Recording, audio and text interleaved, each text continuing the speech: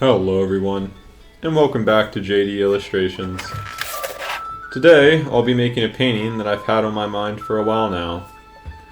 The basic idea was to have two medieval horsemen, moving along a grassy ridge with some sort of mountains in the distance behind them. To start the painting process, the first thing I needed to do was take my original charcoal thumbnail and transfer its proportions to my final painting surface of watercolor paper. I did this by using a light board. After getting the basic proportions down, I then went in and started to work on the finer details, rendering the forms through line and shadow, and really just trying to provide myself a good base for the next steps in which I would apply color. I used this little horse sculpture that I made out of clay to see how the shadows would be cast from the horses in the painting. I also made another sculpture that you can't see on screen of the landscape for the same purpose.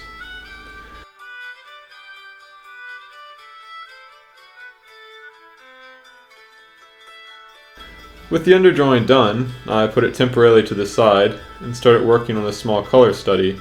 It's about 1/3 the size of what the actual painting will end up being.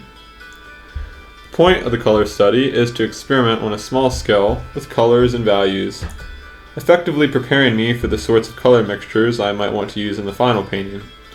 The study also serves, along with the sketches I showed in the beginning of this video, as a reference point for the bigger artwork. These may not be the exact colors I use in the final painting, but this process is just about giving me a rough guide.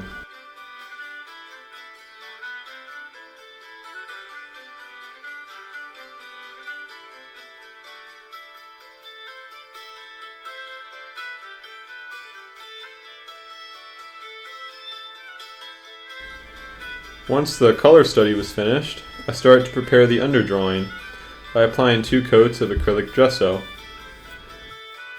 You don't necessarily need to use gesso when painting with acrylics, but I find it helps with the application and adherence of paint, and also protects the original pencil drawing from any smudging.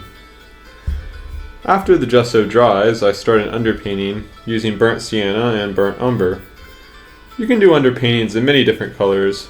For example, a very popular underpainting option when painting portraits is blue or green. But my favorite color to use is the reddish brown. I find it pleasing to the eye, and it also adds a bit of warmth to the colors that end up covering it.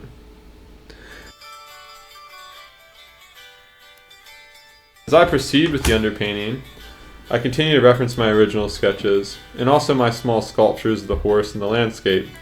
I also am paying special attention to the shadows, because when I start laying in the next few colors, they will serve as a guide to where the values go.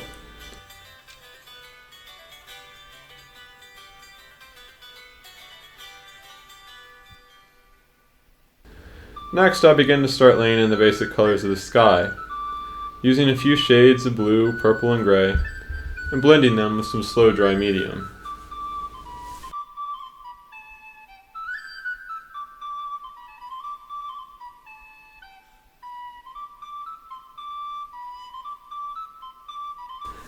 After doing that, I use a medium-sized flat brush to define the mountains. These short, clean strokes are what will give the mountains a sense of depth and distance, as the gradual shift in colors and value made through various mixtures of blue, yellow, and red creates a feeling of atmosphere. And a simple way to think of atmospheric perspective is that things get more blue as they get farther away.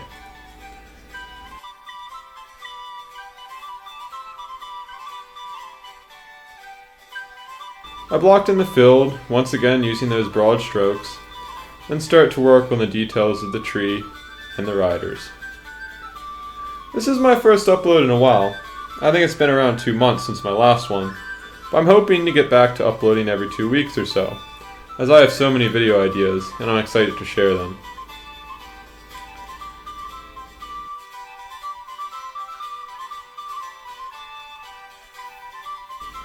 When it came down to detailing the horses and figures, I kept it simple, just suggesting their features and attire with decisive strokes. Something I've been trying to work on is finding the proper time and place for choosing these sort of suggestions in place of more realistic detail. Someone who I feel does this extremely well is the great American artist Frederick Remington, and I look at many of his paintings for inspiration while I was working on this piece.